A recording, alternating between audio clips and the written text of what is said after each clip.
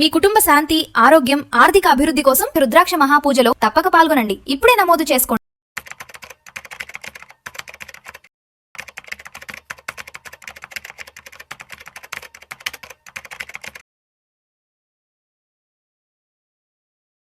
నమస్తే సాయిరామ్ గారు. నమస్తే మేడం. సాయిరామ్ గారు, వచ్చే 10 సంవత్సరాల్లో మనం 1 కోటి సంపాదించాలి అంటే మన శాలరీల నుంచి ఎలా సేవ్ చేయాలి, ఆ బడ్జెట్ ప్లానింగ్ కానీ, ఆ ఫినాన్షియల్ ప్లానింగ్ కానీ, ఇవన్నీ ఎలా వేసుకోవాలంటారు? సో ఈ కోటి సంపాదించాల్సిన డ్రీమ్ అయితే మాత్రం చాలా మందికి ఉంటుంది. It may be for various reasons. కొంతమందికి ఏంటంటే కిడ్స్ ఎడ్యుకేషన్ కోసం. సో కిడ్స్ ఎడ్యుకేషన్ అంటే గుర్తొచ్చింది, మొన్న ఒక క్లయింట్కి ప్లానింగ్ చేసి, సో బీటెక్ ఈరోజు ఆల్మోస్ట్ 4 years కలుపుకుంటే 50 lakhs యూనివర్సిటీ. సో ఇప్పుడు 50 ఉంటే కనుక ఈజీగా ఒక 6-7 yearsకి అది 1 CR అయితే అయిపోతుంది. సో కొంతమంది ఏమో ఇంటి కోసం అనుకుంటారు, కొంతమంది ఏమో రిటైర్మెంట్ పర్పస్. సో రీజన్ ఏదైనా కానీ చాలామంది ఆ కోటి అనే నెంబర్ మీద మాత్రం చూస్తూ ఉంటారు. సో ఈ కోటి ఎలా సంపాదించాలి? సింపుల్గా 10 years ప్లాన్.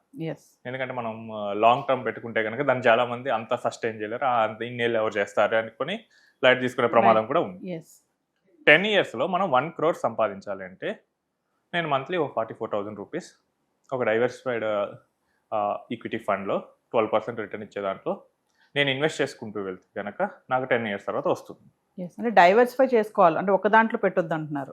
ఒక దాంట్లో ఎప్పుడు మనం పెట్టకూడదు. సో ఒక దాంట్లో పెడితే ఏమైందంటే అది రేపు ఒకవేళ ఏదైనా ఇష్యూ వస్తే లాస్. సో మనకి వెల్త్ మేనేజ్మెంట్లో అండ్ ఈ ఫైనాన్స్ ఇండస్ట్రీలో ఒక సేయింగ్ ఉంది, don't keep all your eggs in a single basket. So ఏదైనా డ్యామేజ్ అయితే మొత్తం పోతుంది. సో అందుకని మనం డైవర్సిఫైడ్ ఫండ్ అంటే ఏంటంటే ఒకే కేటగిరీ ఆర్ ఒకే స్టైల్ ఇన్వెస్ట్ చేయదు. It will invest across the market caps and across the sectors. Risk కొంచెం తగ్గించడం. సో 44,000 ఇన్వెస్ట్ చేయాలి మంత్లీ. సో 44,000 అంటే ఇట్స్ నాట్ ఎన్ ఈజీ. ఏదైతే 1.5 lakh ఆర్ 2 lakhs ఇన్కమ్ తగ్గట్టు ఉండాలి. హౌస్ హోల్డ్స్కి అయితే అది కుదురుతుంది. బట్ ఇక్కడ ఏంటంటే అంత భయపడాల్సిన అవసరం అయితే లేదు. ఎందుకంటే లాస్ట్ 10 yearsలో మనం ఇన్కమ్ గ్రోత్ అయితే చూసాం. చాలామంది హూ స్టార్టెడ్ విత్ 20,000, 30,000 ఇప్పుడు 1 lakh పైన చాలామంది ఉన్నారు. సో ఈ గ్రోత్ అనేది ఉంటుంది.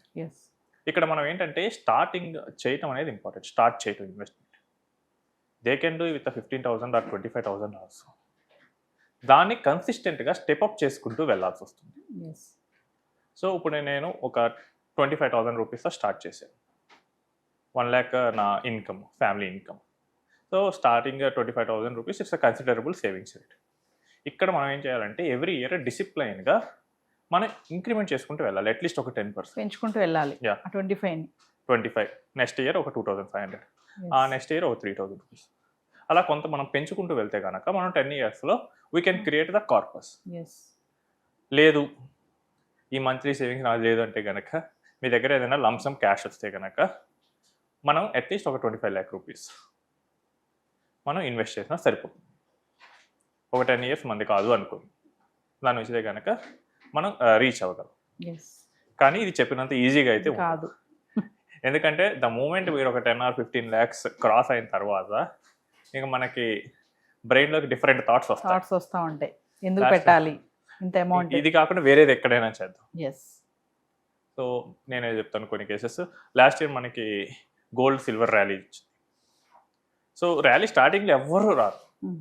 ఎప్పుడైతే వాల్యూస్ పీక్గా వెళ్ళాయి, సిల్వర్ అరౌండ్ 4 lakhsకి వెళ్ళింది, గోల్డ్ 1.5 lakh దాటినప్పుడు 1.8కి వెళ్ళినప్పుడు ఇక్కడ ఏం రిటర్న్ రావట్లేదు కదండి, దీన్ని తీసేసి అది కొందాం, అది బాగా పెరుగుతుంది కదా, మా ఫ్రెండ్ కొన్నాడు లేకపోతే వాళ్ళకి తెలిసిన వాళ్ళు కొన్నాళ్ళు, ఇలా చెప్పి చేస్తూ ఉంటారు.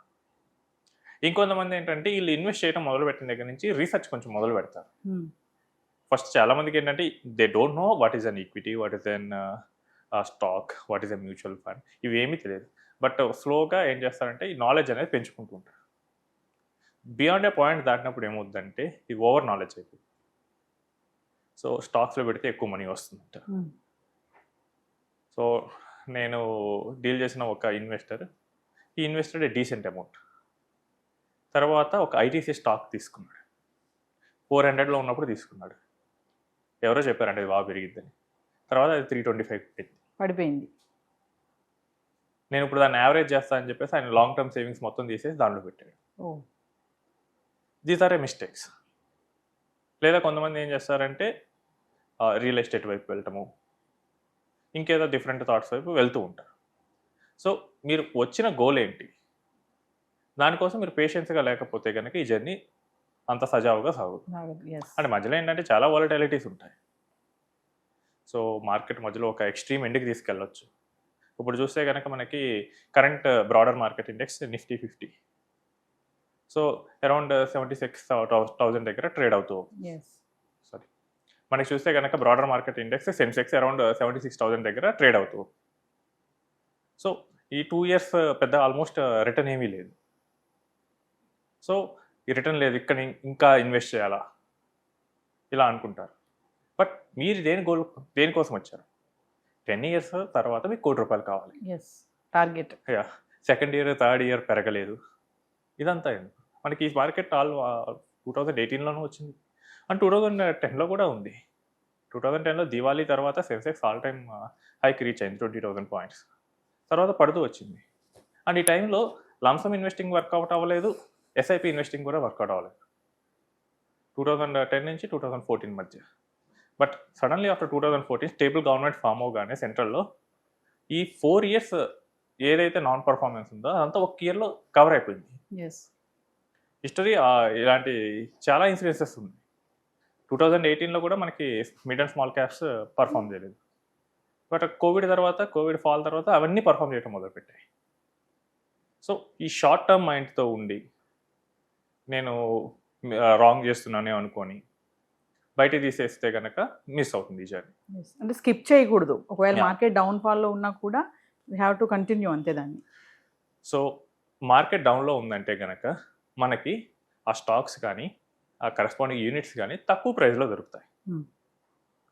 సో మనం మనం మంత్లీ చేసే ఎస్ఐపి అక్కడ ఏంటంటే మనం హయ్యర్ వాల్యూలో కొంటున్నాం. ఇప్పుడు మార్కెట్ పడినప్పుడు ఏమవుతుంది, తక్కువలో దొరుకుతుంది. సో ఇప్పుడు నాకు ఐఫోన్ 17 or 18 50,000 దొరుకుతుంటే కొంటాం కదా ఖచ్చితంగా. సో మార్కెట్ తక్కువ ఉంది, ఇవన్నీ ఆలోచించాం కదా అక్కడ. సేమ్ మనకి యూనిట్స్ కూడా అలానే. లేదా గోల్డ్ మనకి 1 lakh దొరికితే ఇప్పుడు ఖచ్చితంగా కొంటాం.